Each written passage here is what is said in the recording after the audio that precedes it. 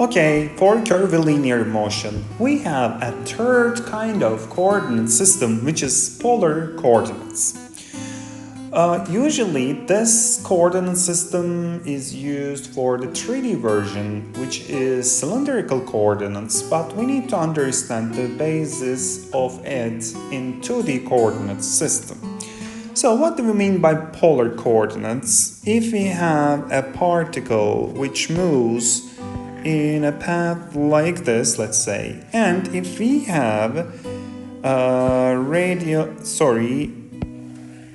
fixed coordinate system x and y like this, we can define the polar coordinates. You can remember from math. If you have any point, the particle is on this point on this path, let's say, what you can do, you can define this point instead of xy, you can define as r, which is the vector connecting this point particle to the center, and also the angle theta, which is the angle between this r vector and positive x-axis. Based on this, we can define a polar coordinate system such that the extent of this r is our r direction, radial direction, and perpendicular to this, it is transverse direction. So this is r direction and this is theta direction. So correspondingly, we can define the unit vectors such that in r direction it is er, or we used ur, and u theta. Please be careful, this is totally different than normal tangential coordinate system. How come it is totally different? Think about the same particle, but on this point, okay? Based on the xy coordinate system, the r direction is not perpendicular to the curve at all.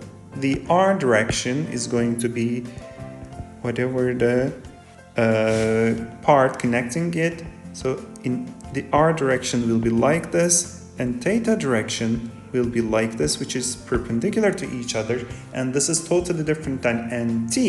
If we would draw nt on this, you would see something like this. This is t, and this is going to be n, which is towards the center of the radius. So therefore, it is different than tn. So be careful, polar coordinates are different than normal tangential coordinate system. So, based on this, how can we define position, velocity, and acceleration? Let's talk about that. First of all, the position vector, as you can see here, can be written as r, which is the length of the position, times ur, because r vector is in r direction, so therefore the unit vector is going to be ur. So we can write position, let's say position, as this. So based on this, we can define velocity. We can define velocity as this.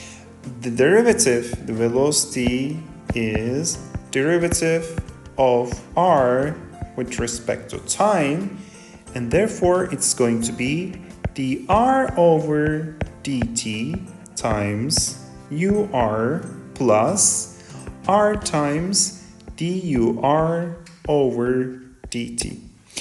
Again, here ur is changing, so therefore because ur is changing, dur over dt is not zero at all. So therefore we need to talk about what is dur over dt as we did for nt coordinate system. For this purpose, I want to draw r and theta for two consecutive time. So if the part moves, and after a certain amount of time, r and theta will become like this. So if this is r, if this is theta, this is going to be r prime theta prime, and meanwhile the angle between them is going to be just d theta. D theta. And based on this, if we do the same thing for the vectors ur and u theta, we will see something like this. There is going to be ur, there is going to be ur prime, and there is going to be u theta, and there is going to be u theta prime. And the difference between them, which is dur, which we can show it like this, the difference between them is going to be, which is dur, and this is going to be du theta. As we already discussed before, the direction will be definitely in theta direction for dur vector, but as a magnitude, as you can see here, if this is d theta, if this is angle d theta, and we can say that dur is simply 1 times d theta in terms of length, of course, not as a vector. So therefore, I can say that dur over dt is going to be d theta over dt. And as a vector, I can say dur over dt is going to be d theta over dt times u theta, because it is in theta direction. As you can see here, dur is definitely parallel to u theta, so therefore it will be in theta direction. So based on this discussion, if I plug in this back here, and instead of theta, d theta over dt, if I write theta dot u theta, then if I plug in this back here, I can write velocity as, from here, velocity as r dot ur plus r theta dot u theta. So this is going to be my velocity.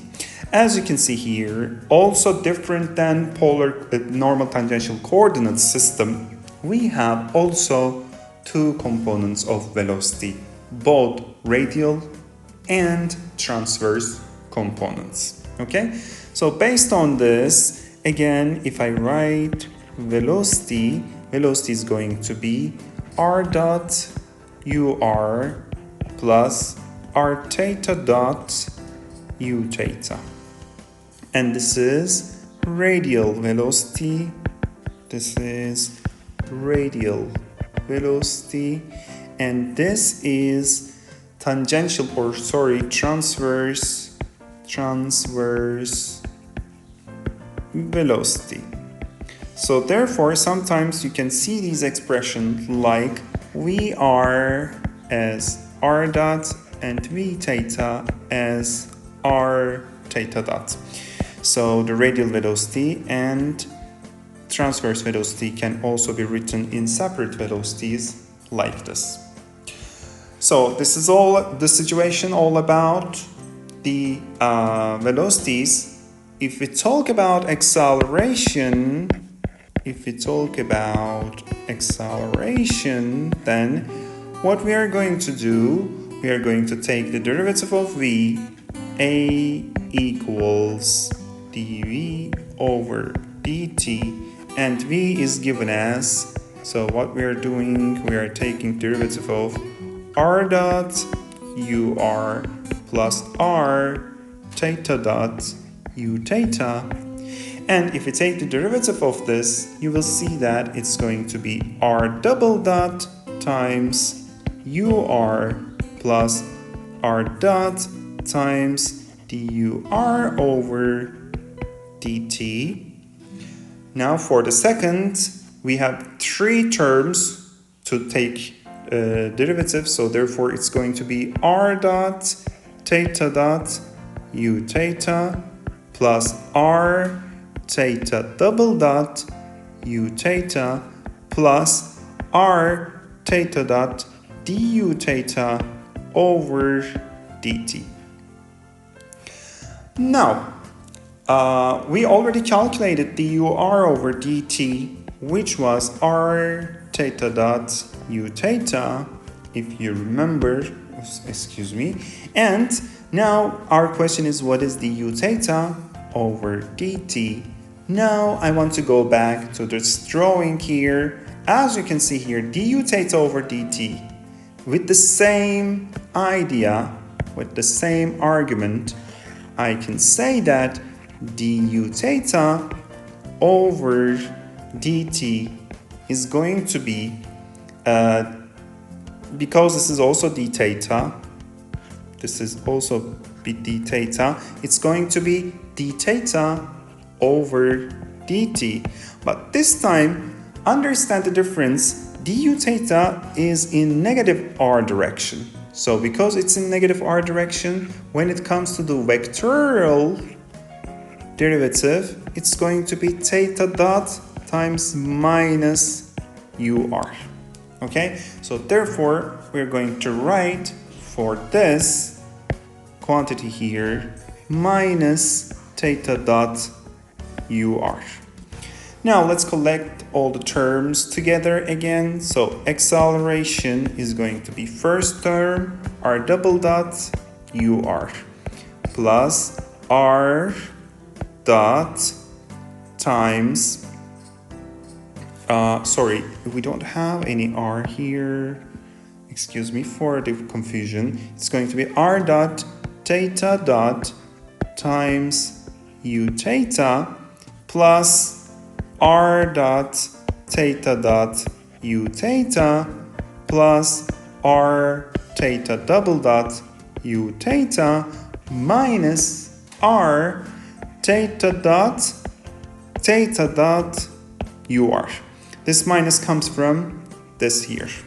So if we collect our terms together, you're going to see that we have this ur and this ur. So if we collect these terms, and also if we collect theta terms, we have this term, and this term. Because this is the same, it's going to be 2.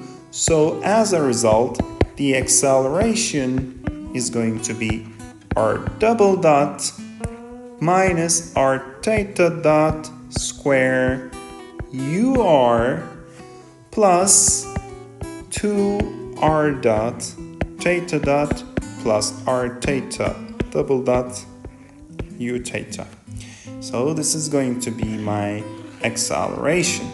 And sometimes we write this expression as this. We can write AR, which is r double dot minus r theta dot square, and a theta to be 2r dot theta dot plus r theta double dot. So this is another way of writing the accelerations in 2 directions. So this is the basics of the polar coordinate system. Now I want to solve an example. Okay, now let's solve an example about polar coordinates. And this is a very typical example. Let's consider that a rocket is fired from the ground and it reached 300 km/h velocity and 10 meters per second square acceleration in its own direction, in vertical direction. And a radar, which is located 100 meters behind this rocket, is following this rocket. My question is this: in order to catch the rocket at theta equals 60 degrees, what should be the radar's rotational acceleration and velocities? So what I'm asking here, in order to catch the rocket properly, what should be the theta and theta double dot? when theta equal 60 degrees.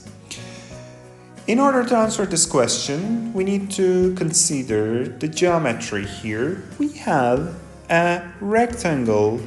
As you can see here, we have a rectangle which we can represent by this blue rectangle, and the altitude of the rocket, if we say altitude, if we say y, the altitude of the rocket y is simply 100 times tangent theta.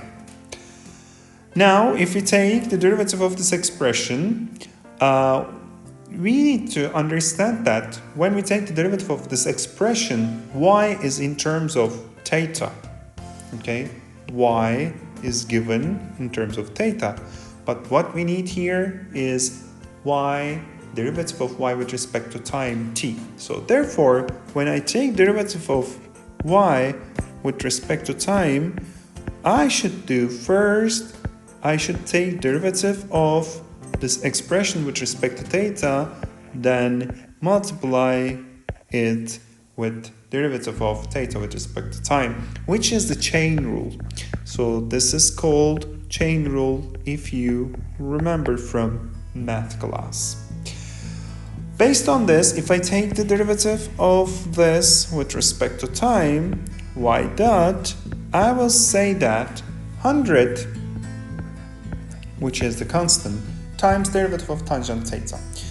If you know the derivative of tangent theta, it is simply 1 over cosine square theta. So it's going to be 1 over cosine square theta. This is derivative of y with respect to theta, which is this, times d theta over dt, which is theta dot. So for this position, y dot represents the acceleration of the rocket, velocity of the rocket, which represents 300 km per hour. So y dot is also v, velocity of the rocket, and therefore it is going to be 300 km, which is 300 times 1000 divided by 3600 in order to change it to the meter per second. If we do that, it's simply going to be 300 divided by 3.6, which is going to be 83.3333 meters per second. Now if we plug in this, 83.33 equals 100 times 1 over cosine square 60 times theta dot. Now I can calculate theta dot, which is the radar's angular acceleration. So based on this, 83.33 times cosine square 60, which is times cosine square 60 divided by 100 is going to be the theta dot, which is going to be 0.2083 radian per second square. So if this is the angular velocity of the radar, then at this instant we will be able to catch the rocket. So this is theta dot. In order to do theta double dot, we need to take derivative of this expression once more. So if we consider y dot, which is given here, if I copy this expression here, if I take derivative of this expression once more, then there are going to be some terms with theta double dot, so it will help me. So y double dot is going to be 100 times the derivative of 1 over cosine square. Derivative of 1 over cosine square is simply this. Derivative of 1, 0 times cosine square theta minus 1 times derivative of cosine square theta. Derivative of cosine square theta is going to be simply 2 times cosine theta times derivative of cosine theta, which is minus sine theta, divided by the square of the denominator, which is cos 4 theta, times theta dot, which is the derivative, and we have another theta dot coming from the original expression.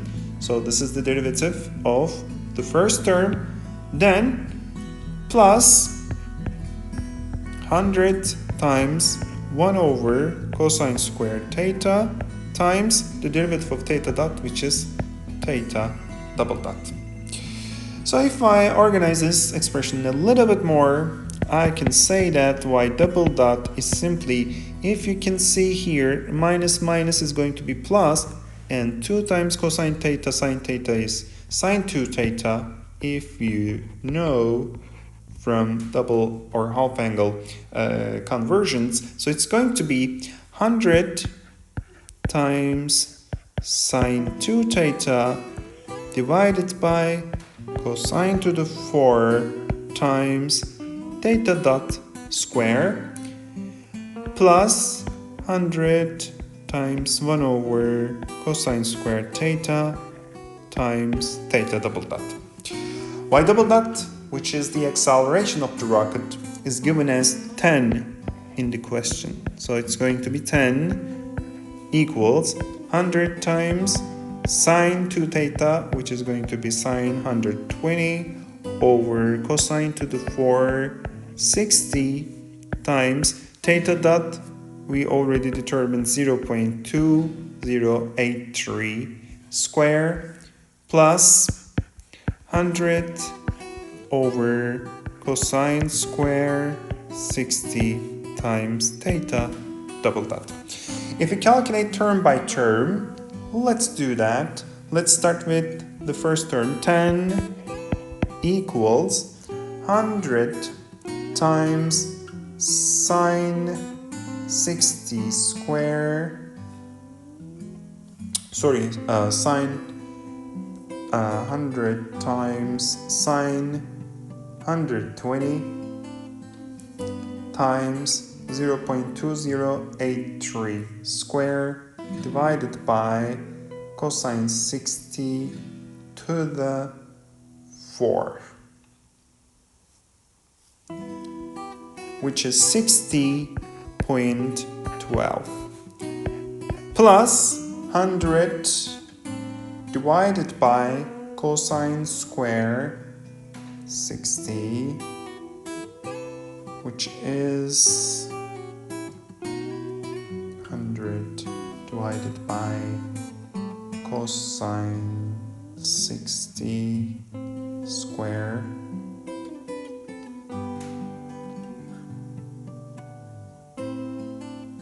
cosine 60 square, which is going to be 400, so 400 theta double dot.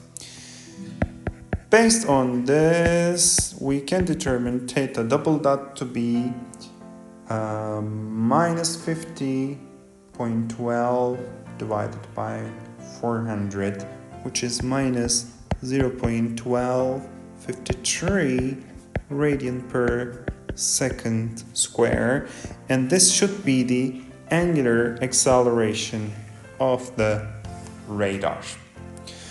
So this is one part of the question. If we were to ask what is AR and A theta based on radial coordinate system, if they would ask what is AR and A theta, what we were supposed to do, we would apply the formula, which is R double dot minus R theta dot square for AR, and for A theta to R theta, R dot theta dot plus R theta double dot.